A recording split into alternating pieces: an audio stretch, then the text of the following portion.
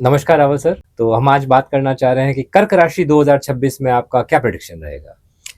एक बार सब दर्शकों जो माय रत्ना के दर्शक हैं उनका इस चैनल पर हार्दिक अभिनंदन और 2026 वर्ष आपके लिए मंगलमय हो, इसी कामना के साथ हम ये पॉडकास्ट प्रारंभ करते हैं। और जैसा मनीष जी आपने प्रश्न पूछा, तो कर्क राशि के बारे में ये वर्ष कैसा रहेगा, उससे पहले हम जरा समझ लें कि कर्क राशि के जातक होते कैसे हैं। कर्क राशि के जातक संवेदनशील होते हैं और काफ़ी इमोशनल रहते हैं और परिवार के प्रति बहुत ही जागरूक और लगाव रखने वाले रहते हैं, और उनका ये एक स्ट्रॉन्ग पॉइंट है। और इसी को अगर हम देखें कि ये वर्ष उनके लिए कैसा रहेगा, तो ये वर्ष उनके लिए 70-30 का रहेगा। 70% अच्छा रहेगा, 30% में उनको थोड़ी बहुत परेशानी या चुनौतियां, मैं परेशानी नहीं कहूँगा, चुनौतियां कहूँगा, क्योंकि परेशानी से आदमी डिप्रेस होता है। चुनौतियों में अगर उसके अंदर सूझबूझ है और लड़ने की शक्ति है, तो वो उस पर विजय प्राप्त करके उसको भी अपने फेवर में ला सकता है, और ये हर मनुष्य का प्रयास रहना चाहिए।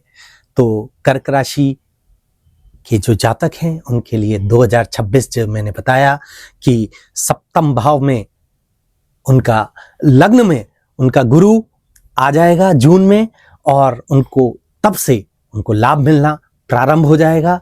पहले उनके हो सकते हैं स्वास्थ्य थोड़ा नरम रहे, और यही आगे की बातें रहेंगी जो हम आगे निष्कर्ष में बताएंगे।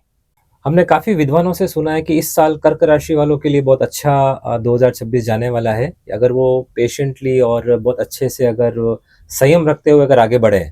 उनके जो व्यापार की, जो नए व्यापार के जो रास्ते हैं, नई नौकरी ज्वाइनिंग का जो है, और जो नए एजुकेशन में कहीं आगे बढ़ना चाहते हैं, तो उसके लिए 2026 कर्क राशि वालों के लिए बहुत अच्छा रहेगा। बिल्कुल मनीष जी, आपने सही सुना है और काफ़ी हद तक ये सही भी है, लेकिन कुछ उनको ध्यान रखने की अथवा सावधानी रखने की भी जरूरत पड़ेगी, क्योंकि जैसा मैंने आपको बताया कि कर्क राशि वाले जातक थोड़े संवेदनशील होते हैं, इमोशन बेस्ड डिसीजन ज़्यादा लेते हैं, तो इससे उनको बचना होगा। गुरु जब उनका कर्क राशि में आएगा, गोचर करेगा, तब उनको ओवर कॉन्फिडेंस से बचना होगा। प्लानिंग सही ढंग से करेंगे तो व्यवसाय में हमेशा उनको लाभ अवश्य मिलेगा। शनि भी उनके नवम भाव में है, तो भाग्य भी उनका साथ देगा। ऐसा नहीं है कि उनका साथ नहीं देगा, शनि भाग्य भाव में उनको अवश्य साथ देगा। लक आपके साथ में है, पराक्रम आपके साथ में है, बस अपने विचारों को और इमोशंस को कंट्रोल करके चलेंगे, निश्चित तौर पे उनको लाभ मिलेगा। कार्य क्षेत्र में और जो नौकरी में भी है, तो नवीन नौकरी की तरफ वे अवश्य जाएंगे, उनको उसमें भी सफलता प्राप्त होगी। नए ऑफर्स उनके पास फरवरी से आना प्रारंभ हो जाएंगे। और जो एजुकेशन के प्रति, जो बच्चे एजुकेशन के लिए हैं और कॉम्पिटिटिव एग्जाम्स की तैयारी कर रहे हैं, उनको भी इस वर्ष काफ़ी हद तक सफलता मिलेगी। और ये वर्ष पढ़ाई के हिसाब से उनके लिए बहुत अच्छा है। एकाग्रचित होकर पढ़ाई में लगे रहें, उनको निश्चित तौर पर सफलता मिलेगी। दाम्पत्य जीवन में पति पत्नी का क्या व्यवहार रहेगा, और अगर कोई प्रेम संबंध है तो ये 2026 में उनको क्या प्रोग्रेस होगी। ये उनके लिए, कर्क राशि वालों के लिए मनीष जी, ये आपने यक्ष प्रश्न पूछा है। उनके लिए कार्य क्षेत्र से भी ज्यादा जो सप्तम भाव का विश्लेषण है वो उनके लिए बहुत महत्वपूर्ण रहता है। दाम्पत्य जीवन अथवा उनके जो प्रेम संबंध है, उनके प्रति वो काफी जागरूक होते हैं, काफी पॉजिटिव होते हैं।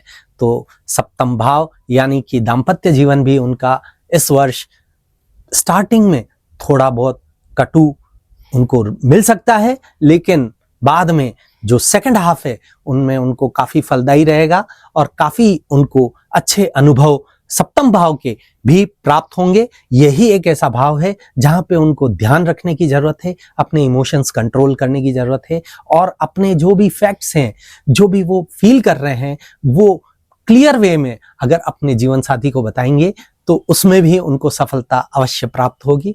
ये उनको ध्यान रखने की जरूरत है। जो विवाह के लिए देख रहे हैं, उनका इस जून के बाद से उनको वो लाभ भी और वो समीकरण बनना चालू हो जाएंगे, उनके विवाह के प्रस्ताव आना चालू होंगे, और वह भी उनका इस वर्ष के लिए एंड तक उनको सफलता अवश्य प्राप्त होगी।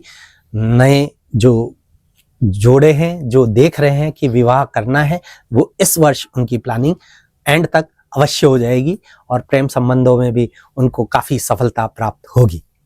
तो सर हमने सुना है कि ये कर्क राशि वाले इस बार आध्यात्म की तरफ ज़्यादा 2026 में उनका मार्ग प्रशस्त होगा। बिल्कुल होगा।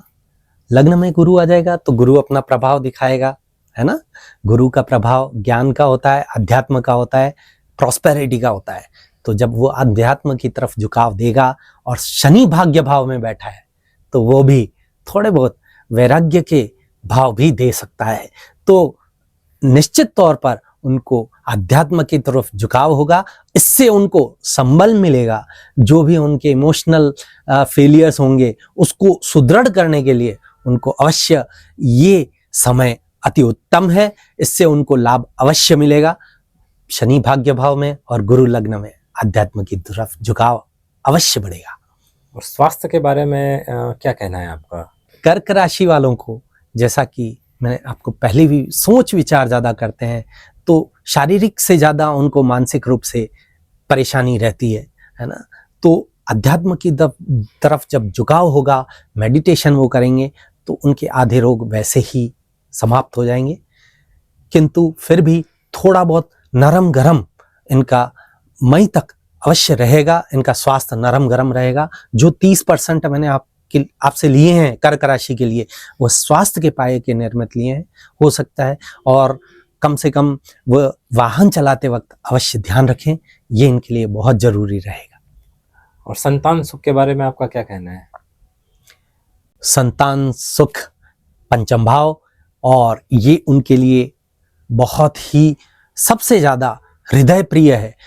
दाम्पत्य जीवन के बाद संतान के बारे में तो निश्चित तौर पर जो भी नवयुवक, जो भी शादीशुदा जोड़े संतान के लिए प्राप्ति के लिए जो प्रयासरत हैं, उनका जून के बाद से प्रबल योग बन रहा है। उनको अवश्य संतान सुख प्राप्त होगा और संतान की तरफ से उनको शुभ समाचार भी मिलेंगे।